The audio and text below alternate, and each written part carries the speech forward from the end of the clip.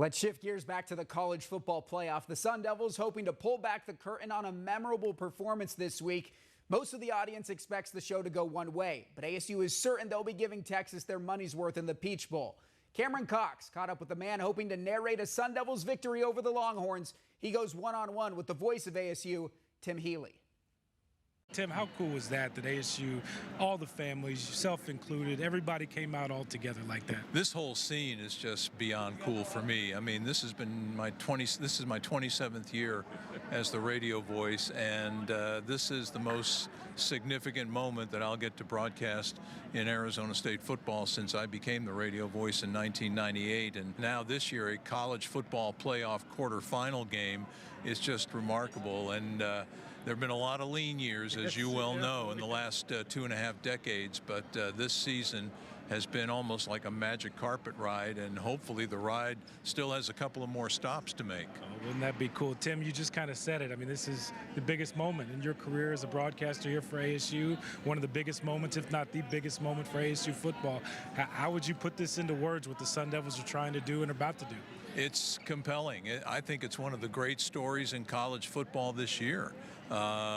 Remarkable from where this team has come. 3-9 and 3-9 each of the last 2 years, and then moving to a new conference and picked to finish dead last, 16th out of 16 this year.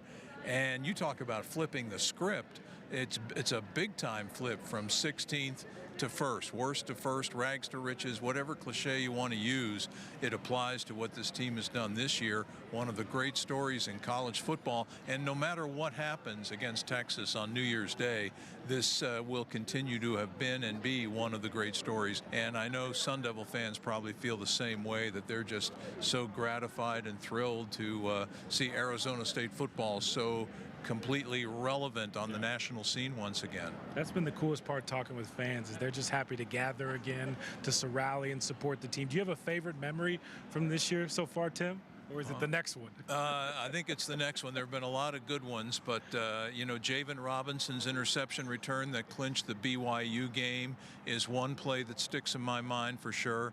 The many spectacular plays that Cam Scadaboo has thrilled us with this year are kind of a memory molded all together. Yeah. And then it was just so impressive to see how well this team played down the stretch.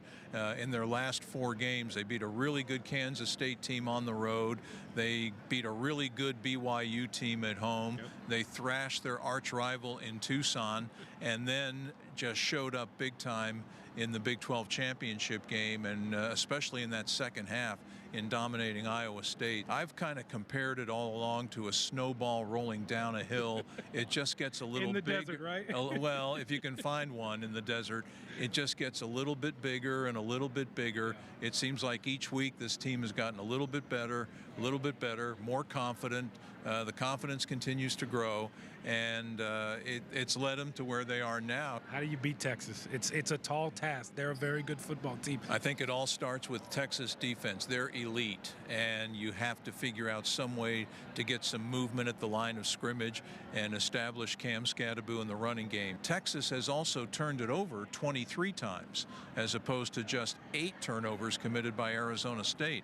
So I think that would have to figure into a recipe for success for the Sun Devils if they are going to win this football game. I think they've got to be able to take the ball away a couple of times, force some turnovers, and see what happens there. We'll get you out of here on this. It's more of a statement than a question.